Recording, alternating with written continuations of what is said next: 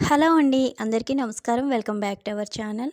ఈరోజు అందరికీ ఎంతగానో ఉపయోగపడిన కొన్ని మంచి చిట్కాలని షేర్ చేస్తున్నానండి.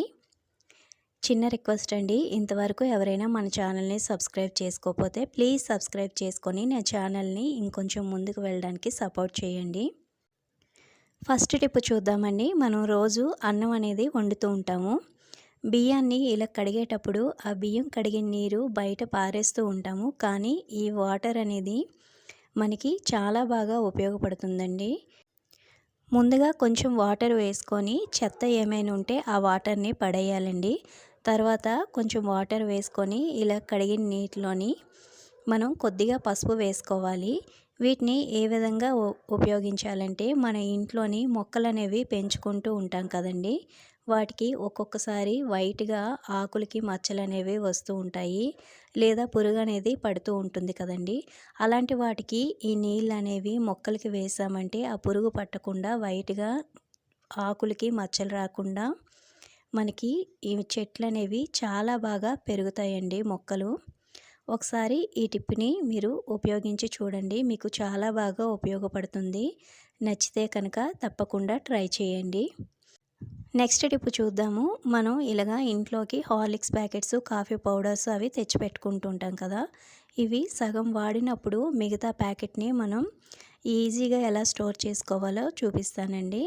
వీటికి కాఫీ పౌడర్కి, హార్లిక్స్ పౌడర్స్కి గాలి తగిలిందంటే గడ్డ కట్టేస్తూ ఉంటుందండి. అలాంటప్పుడు మనం ఒక బాక్స్లో పెట్టడం కానీ లేదంటే పిన్ కొట్టడం కానీ చేస్తూ ఉంటాం కదా. అలా కాకుండా మన ఇంట్లోని వేస్ట్ అని పడేస్తూ ఉన్న ఇలాగా టిక్ టాక్స్ని ఈ విధంగా మనం పెట్టి రీయూజ్ చేసుకోవచ్చండి. నచ్చితే కనుక ట్రై చేయండి. మనం ఇంట్లోని టెంకాయల్ని తెచ్చిపెట్టుకుంటూ ఉంటాము. పూజలప్పుడు కొంచెం ఎక్కువ క్వాంటిటీలోనే తెచ్చుకుంటూ ఉంటామండి. వాటిని నార్మల్గా పెట్టకుండా వీడియోలో చూపించిన విధంగా పెట్టారు అంటే కొబ్బరికాయలు నెల రోజులైనా పాడవకుండా ఉంటాయండి.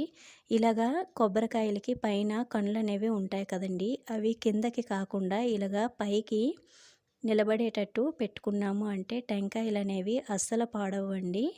ఈ టిప్ నచ్చితే కనుక ట్రై చేయండి. నెక్స్ట్ టిప్ చూద్దాము.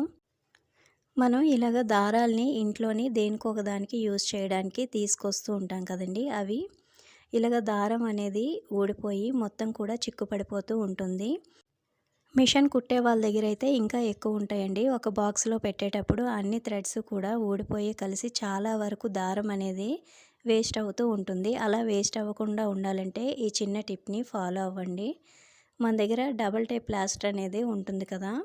దాన్ని తీసుకొని ఇలాగా థ్రెడ్కి బ్యాక్ సైడ్ కనుక పెట్టుకొని దానికి మనం తీసి యూస్ చేసిన దారాన్ని ఇలా పెట్టుకున్నాము అంటే చిక్కు పడకుండా దారం అనేది వేస్ట్ అవ్వకుండా ఉంటుందండి. నచ్చితే కనుక ట్రై చేయండి. నెక్స్ట్ టిప్ అయితే చూద్దాము. మనకి సమ్మర్లోనే కాదండి, మామూలుగా అయినా సరే ఎండలో ఉండేటప్పుడు కొంచెం ఫేస్ అనేది బ్లాక్గా అయ్యి ట్యాన్ అనేది ఎక్కువగా వచ్చేస్తూ ఉంటుంది. చాలామంది ఈ ప్రాబ్లమ్ని ఫేస్ చేస్తున్నారు. పార్లర్కి వెళ్ళకుండా ఇంట్లోనే ఎక్కువ డబ్బులు వేస్ట్ అవ్వకుండా మన ఇంట్లో ఉండే వాటితోటి ఈ చిన్న చిట్కా కనుక ఫాలో అయ్యారు అంటే మనకి ట్యాన్ అనేది చాలా ఈజీగా రిమూవ్ అయిపోతుందండి. ఇప్పుడు దీన్ని ఏ విధంగా యూస్ చేయాలో చూద్దామండి. బంగాళదుంపని తీసుకొని ఒక పిన్నేసి తీసుకొని ఇలాగా మధ్య మధ్యలో ఘాట్లు పెట్టుకోవాలి. ఇలా ఘాట్లు పెట్టడం వల్ల బంగాళదుంపలో ఉన్న జ్యూస్ అంతా కూడా పైకి వస్తుందండి. నెక్స్ట్ బంగాళదుంప కూడా మనకి కొంచెం మెత్తబడుతుంది. కొంచెం మెత్తగా అయ్యే వరకు కూడా వీడియోలో చూపించిన విధంగా ఘాట్లు పెట్టుకోవాలి. ఇప్పుడైతే చూడండి బంగాళదుంప అనేది కొంచెం మెత్తబడింది కదా. ఇప్పుడైతే కొంచెం దీనిలోని నిమ్మకాయ జ్యూస్ని అయితే మనం వేసుకోవాలి.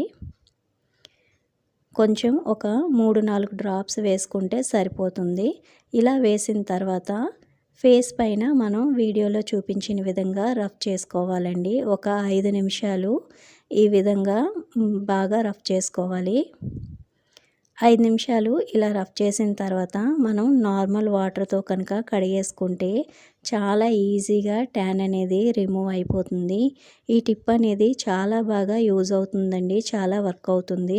ఒకసారి తప్పకుండా ట్రై చేసి చూడండి. ఈ విధంగా చేసిన తర్వాత మనం సోప్తో అయితే కడగకూడదండి. నార్మల్గా చల్లటి నీళ్ళతోటి ఫేస్ వాష్ చేసుకోవాలి. ఇక్కడైతే హ్యాండ్ని నేను వాటర్తో కడిగిన తర్వాత చూపిస్తున్నాను. చూడండి, కొంచెమైనా మీకు డిఫరెన్స్ అనేది తెలుస్తుంది. ట్యాన్ అనేది రిమూవ్ అవ్వడంతో పాటు స్కిన్ కూడా చాలా స్మూత్గా అవుతుందండి.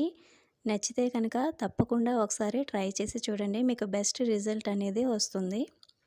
నెక్స్ట్ టిప్ చూద్దాము. ఒక కప్పు తీసుకొని కొంచెం ఏదైనా సరే మీరు యూజ్ చేసే బాడీ లోషన్ని కొంచెం తీసుకోవాలి. అలాగే ఒక స్పూన్ వరకు ఆయిల్ని తీసుకోవాలండి, కొబ్బరి నూనె. అలాగే ఒక అరచెక్క నిమ్మరసంలోని ఒక స్పూన్ వరకు మనం నిమ్మరసాన్ని తీసుకోవాలి. ఇందులోనే కొంచెం ఒక చిటికెడు పసుపునైతే వేసుకోవాలండి. వీటన్నిటిని బాగా మిక్స్ చేసుకొని మన ఫేస్కి అనేది దీన్ని అప్లై చేసుకోవాలండి. ఇలా చేయడం వలన చాలా బెస్ట్ రిజల్ట్ వస్తుందండి. 30+ వాళ్ళకి కొంచెం స్కిన్ అనేది ముడతల కింద పడుతుంది కదండి.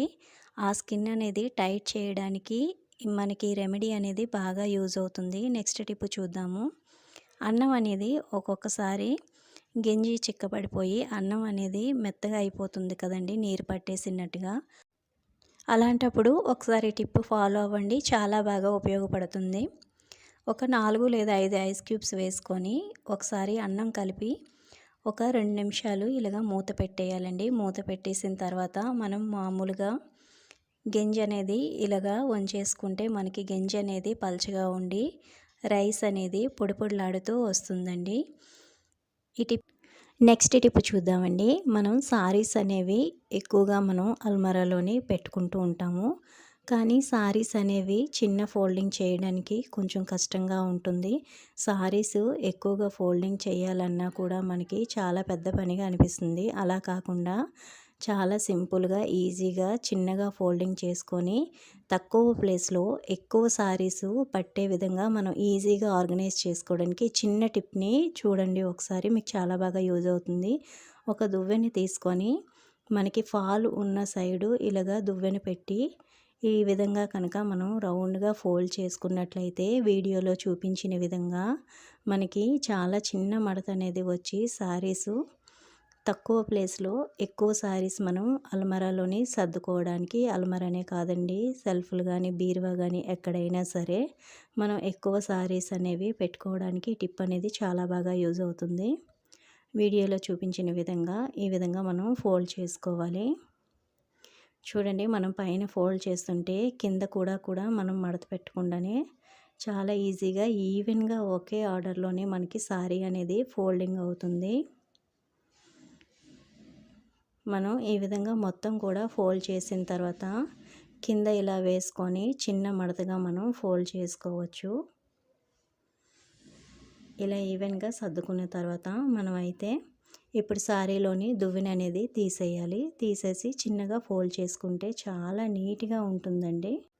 మనం ఇదే విధంగా సిల్క్ సారీస్ అనే కాదు, పట్టు సారీస్ కానీ మిగతా ఏ క్లాత్ సారీస్, కాటన్ సారీస్ అయినా సరే ఈ దువ్వెనను ఉపయోగించి చాలా చిన్న మడతగా ఈజీగా మనం వేసేసుకోవచ్చండి ఫోల్డింగ్ అనేది.